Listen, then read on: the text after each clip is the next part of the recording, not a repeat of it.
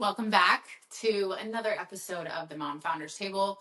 Hopefully, my audio sounds a little bit better. I know that my office is super echoey, but my former client and friend, Jess, who is the CEO of Common Mode, which is an audiobook company, and an all-around amazing human being, was like, please get this microphone. So I know that was her gentle way of saying, hey, your audio sounds like trash. So hopefully I sound better. But, this is just a great example of there's so many things that we do as women that we have these expectations around what it needs to look like before we do it, and how perfectionism truly stops us from doing so many amazing things.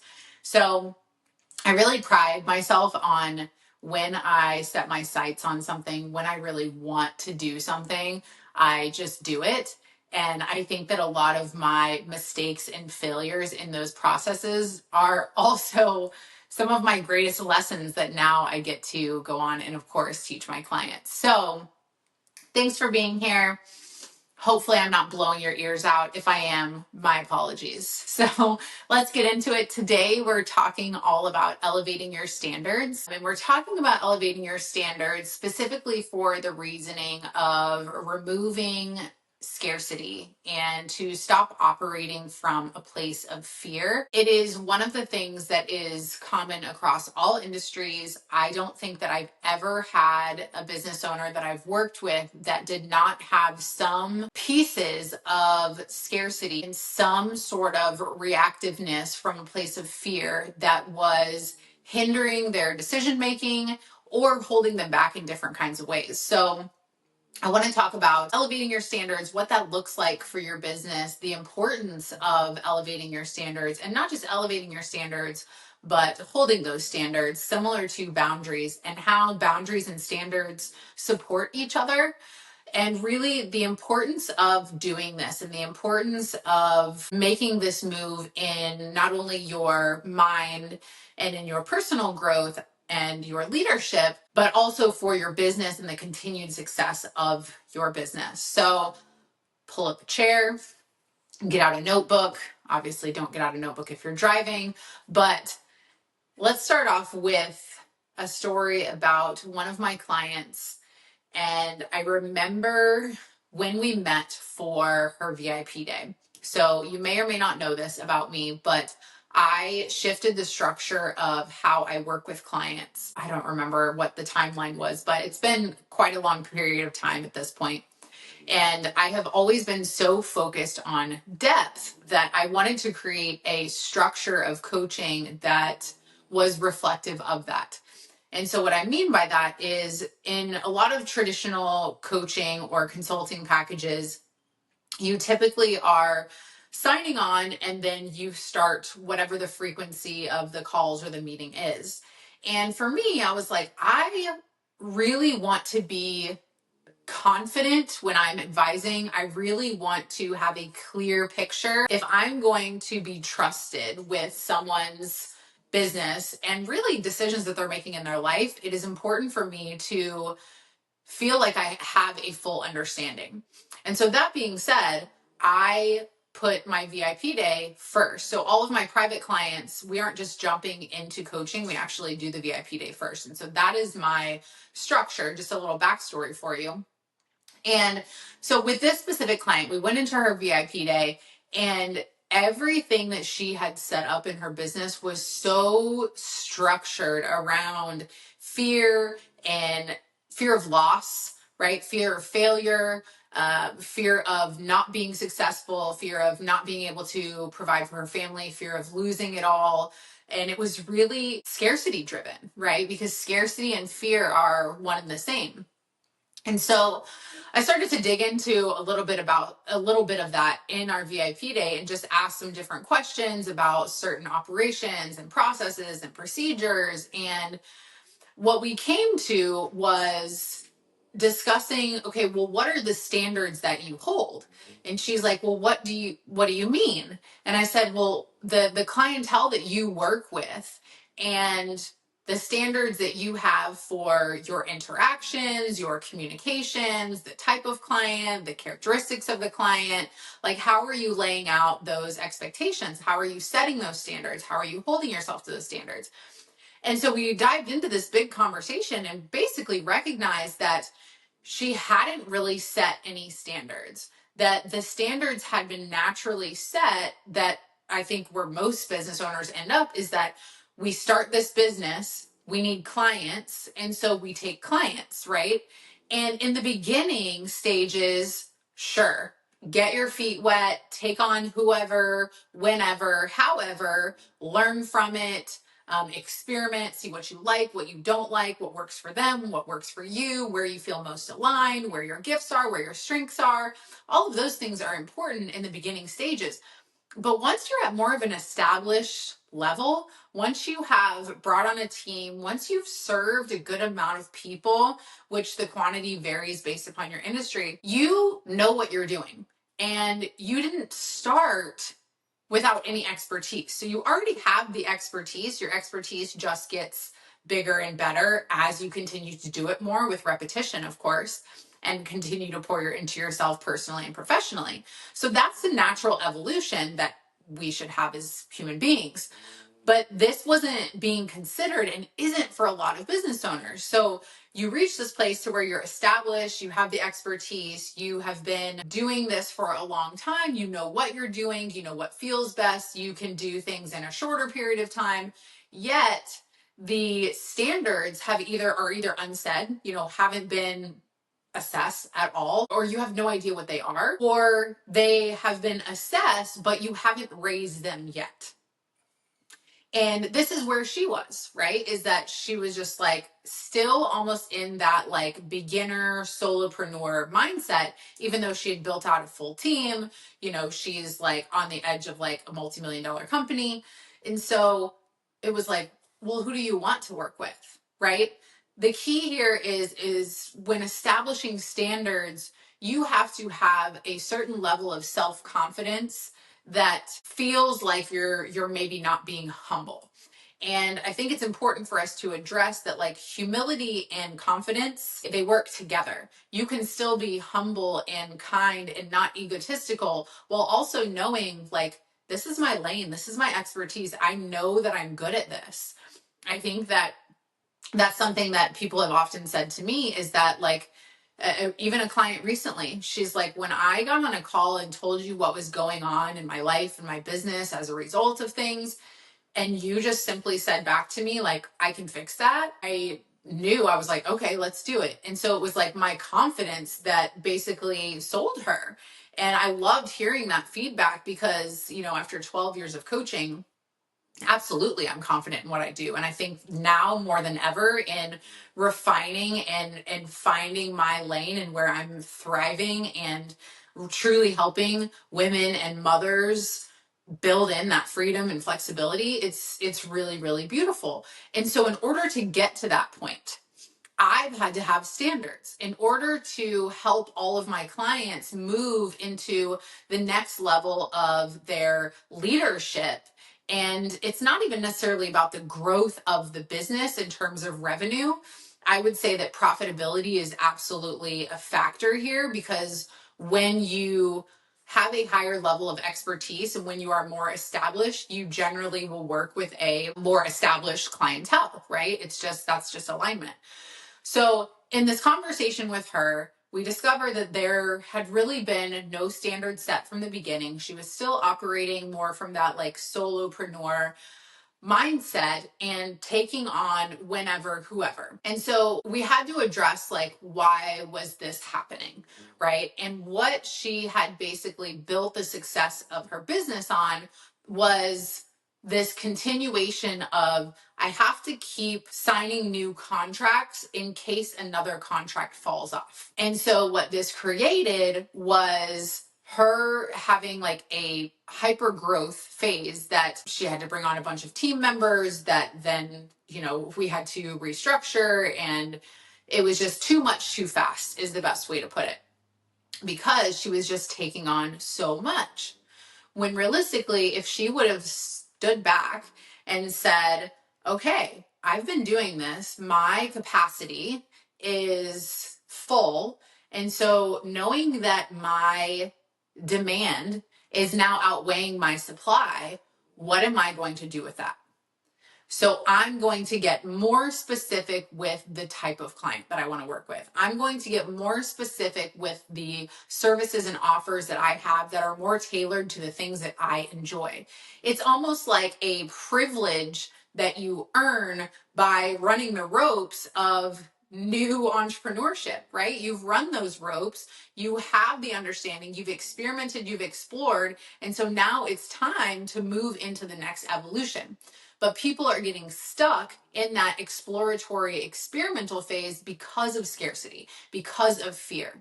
And so then the operations of the business are not solid. Everything is driven off that scarcity, which is where we get reactive leadership from. So we had to dive into, why is this happening? We discovered, okay, well, it's that fear of failing. It is driven by all sorts of things that are rooted in a deeper level belief, right? So we know these things, we have awareness of these things. So then we bring awareness to those things, and after awareness, of course, is change. So what are we going to change? Knowing that we've been operating from this place of fear, what are we going to change, and how are we going to change it in the business? Well, first we had to figure out, what are the standards? What is the standard that we want to set? What is the standard that we want to set for the team, for the company, being in alignment with the values? And what is the standard that we want to set for the type of work that we do, the type of clientele we have? And then once we establish that, then you go into the tactical pieces of, like, what does this actually look like? Right? And so if we're going to, in this case, we bumped up her package pricing because she was over delivering, and of course just felt like burnout and sort of resentful. And so we bumped up her package pricing and made her feel like she was actually charging what her services were worth, right? And considering all of the things, pricing in itself is another rabbit hole I'm not going to go down, but it is so difficult to price yourself as a business owner. And even the objective opinion of somebody else, of me giving her permission of, like, what you are offering here and what you are delivering, and a reminder, I reminded her of this, and maybe you need to hear this for your pricing too. When you are a service-based business provider and you are providing a service, if you are basing your pricing solely off the things you are delivering, you are undercharging. If you can consider the ripple effect of the service that you deliver, then you are more likely to charge the correct price. And let me explain exactly what I mean by this. When you price based upon deliverables, right? Even if that is a service delivery. So let's say, like, 2 calls a month or 2 services a month or whatever it is. If you base that like on an hourly rate, that is going to be a smaller amount.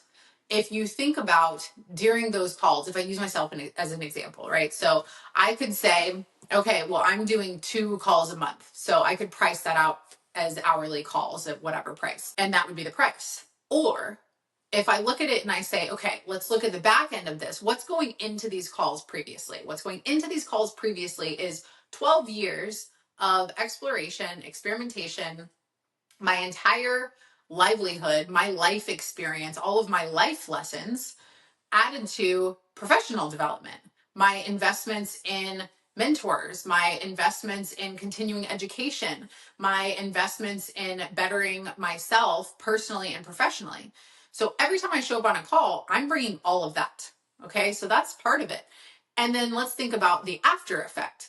Every time a client gets off a call with me, they're going to feel something. They're going to feel more clear. They're going to feel happier. They're going to feel relieved. And so then we consider those emotions, the after effect. Because they feel that way, then what? Right? So a lot of my clients are mothers, so and have partners. So because they feel happier or relieved or less overwhelmed, then they go home and maybe they don't yell at their kids. Right? And so their kids build closer relationships with them.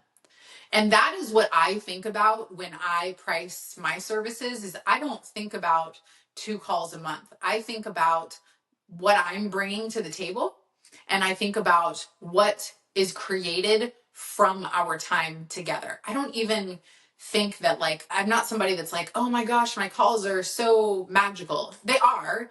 And there's a lot of tactical guidance. There's a lot of shifts that we make, and they're very strategic. But in the same sense, without any sort of action after the call, they would be nothing. So again, just part of elevating your standards and what we're talking about today is around pricing. And I want you to be comfortable with valuing yourself, with recognizing your own value. As women, we're so quick to devalue, right? Somebody compliments us and they're like, oh no, this, like your shirt, oh, this old thing, or oh my gosh, I look like such a mess. It's like, no, how about thank you? How about give yourself the recognition that you are so badly seeking with your external accomplishments? Like, let's be honest, there's a lot of performative work that we do. I will include myself here because we're seeking, like, we want people to say that we're good and know that we're good. And so what if we started giving ourselves more of that validation and more of that recognition that we're seeking? That is part of elevating your standards. It's just like boundaries. We can have these great ideas, and before you can implement anything, and before you can hold yourself to anything, you have to feel worth holding to that. And so in this situation with my clients, we had to bump up her prices. The data was there, the demand was heavily outweighing the supply. She continued to take on contracts, which then made her continue to have to hire on people to support the work. But if you're doing it from a place of fear, and if you are bringing on this work that is also putting up more work on your plate, because every contract is going to require work from you, it's a different, it really depends on the type of business model that you have and how much on-hand work it is for you. So back to the process of elevating the standards, right? So we have to look at pricing. We had to look at supply and demand and make her pricing more accurate, right? And so then we think, okay, so we are committing to higher pricing, and we are committed to being a luxury service, right? And that's how I want you to think about it, is like, if you are at a point where you are established and supply and demand are at least equal, if you have reached capacity, then you need to think about, okay, I have reached a point in which I have to shift gears to where I can continue providing the level of service that I want to provide, and also provide it in a way that is aligned with me. So after raising the pricing, then we think, okay, so this pricing, not to justify this pricing, but to make sure that we are delivering on this pricing and that we are continuing to make customers and clients happy, what do we need in addition to what we're doing, or differently than what we're doing, to be representative of this standard, right? So then we started talking about, okay, little operational things. So like even her onboarding process, we shifted her onboarding process around to where it felt very clear from the start, where expectations were clear from the start, where, they were getting an onboarding video, they were getting an introduction, they were getting a personalized roadmap. And so these kinds of things really made it feel like, luxury is not the right word for her industry, but for lack of a better term, I would say luxury, right? Like, you signed on to this and we are going to treat you really well. And I believe that customer service and customer experience, maybe it's the hospitality industry in me of all of my service for all of the years, but I really believe that has to be first priority. And if you have not listened to my episode from last week, that is all about providing a better customer experience while also not violating your other boundaries. So I think that's important to note here, to make sure you listen to that as well. So pricing changes, recognizing the value that you have in your expertise, weighing out supply and demand, seeing where you are, and then thinking, okay, tactically, what does this need to look like in order to support that price? And what does it need to look like in team support, in the services, and in the offerings to make sure that we are delivering a good client experience and meeting expectations, meeting or exceeding expectations, right? So we evaluated all those things for her. And so raising your standards is going to be looking at these different things in your business and saying, okay, so I've reached this place in which I have built my business to a place in which the demand is there. I now recognize that there are certain standards that I want to set for my business that we will hold to as a team, and then certain standards for myself. And so I want you to think about, if you're in this position, I want you to think about what you are doing in your business that is no longer aligned, right? So you can think about your response timing. You can think about, again, services and offerings that are maybe no longer aligned. You can think about certain types of clientele. You can think about clarity and expectations. And once you have reached a point where the demand is there, you get to be more picky. And again, just a simple way to say it, but you no longer have to be for everybody.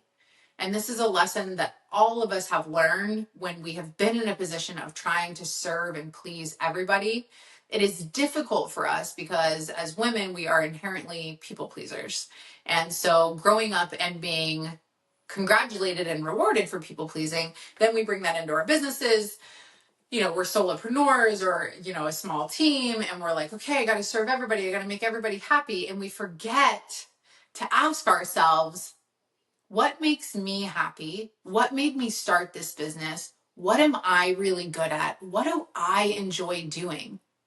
In setting our standards based upon things that allow us to provide a really good service and also provide work experience that feels good to us. I don't subscribe to this idea that work has to feel awful. I don't subscribe to the idea that in order to have success that we have to sacrifice, our well-being, our health, all of our time away from our families. I just won't subscribe to it. I just don't. I'm like so determined and have been for 12 years, especially in the last 8 years of being a mom, to do it differently. And so it is important for you to recognize, have I set any sort of standards in my business yet? If not, where am I in my business? Recognizing and thinking through what have I gained since I started? What does supply and demand look like?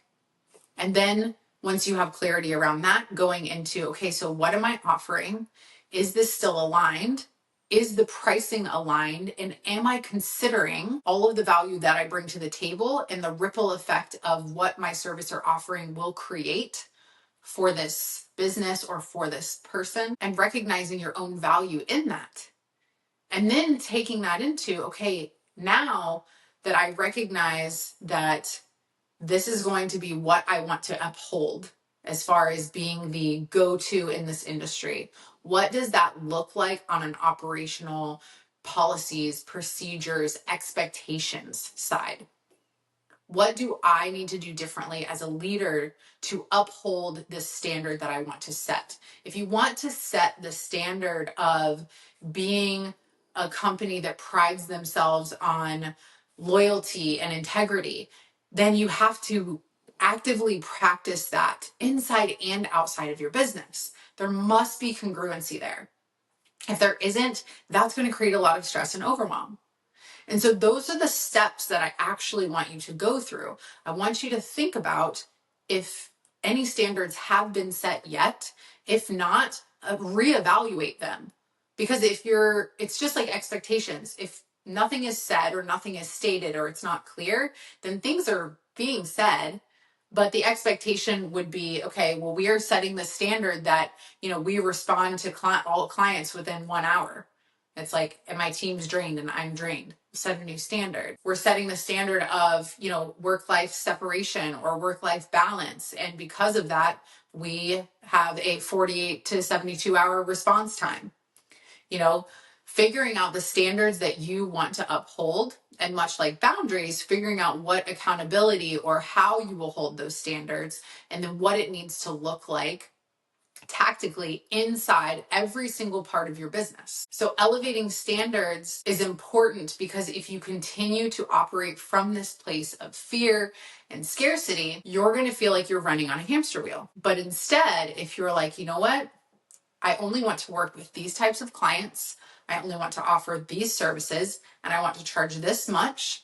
And because of that, this is what the structure is going to look like. This is what the client experience is going to look like. This is how we're going to tweak the client onboarding and offboarding. This is how client communications are going to look, and make that match. There's a lot of people out there that are overcharging and under-delivering. You're likely not one of those people if you are in my audience and aligned with me. And so you want to make sure that that's also a fit. You can't just, I don't believe you can just bump up your prices, right? I don't think that, I think that you can, let me take that back. You can, because there is the value side, right? So I don't charge what I charged 12 years ago, obviously, but there's 12 years of experience and knowledge and skill and investing, etc. Right. So yes, there is a natural progression in price simply from the value that you bring to the table by being who you are. But on the other side of that, it's not about just delivering more. You don't have to feel like, okay, we're going to charge $5,000 a month instead of $3,000. So that means we need to add a bunch more of deliverables. Not necessarily. What can you tweak within the things that you're delivering to make them better, right? How can you look at your procedures and your processes and your communications to make them better? And a lot of that is going to come from client feedback, which is another thing that I referenced in the last episode as well, in the importance of getting feedback from clients and from team. So I hope that this has given you some inspiration to look at what your standards are and think about if you need to reevaluate your standards, which you probably do, and then how to elevate your standards, the things that you need to look at, and why it's important. Truthfully, this operating from fear and scarcity, you will be just like my client was. If she hadn't turned things around and stopped doing this, she was able to build to capacity, restructure her team, decrease her payroll, increase her profitability, and move to a wait list to where now she always has people waiting for her if a spot opens. And that has brought like peace and sanity back.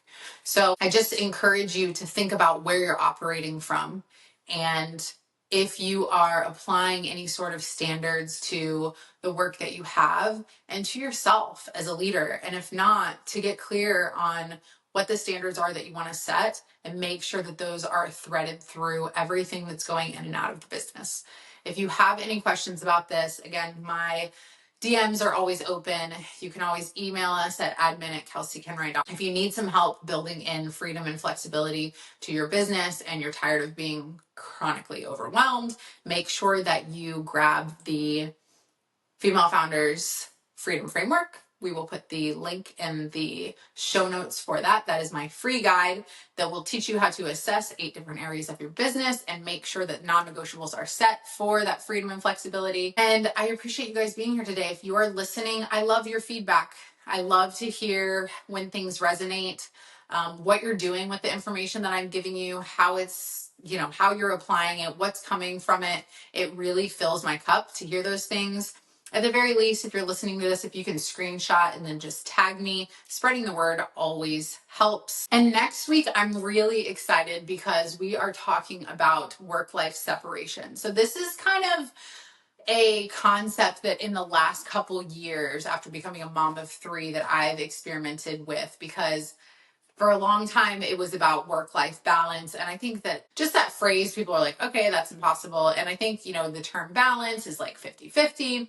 And so I've really been exploring in my own life over the last few years, like work-life separation and what that looks like. So we're going to actually talk about setting up routines for you to create healthy work-life separation, because a lot of women struggle with being able to fully turn off, fully be present. And so I have found that I can do that. And so I'm going to teach you how. So thank you again for listening, and I will talk to you guys next week.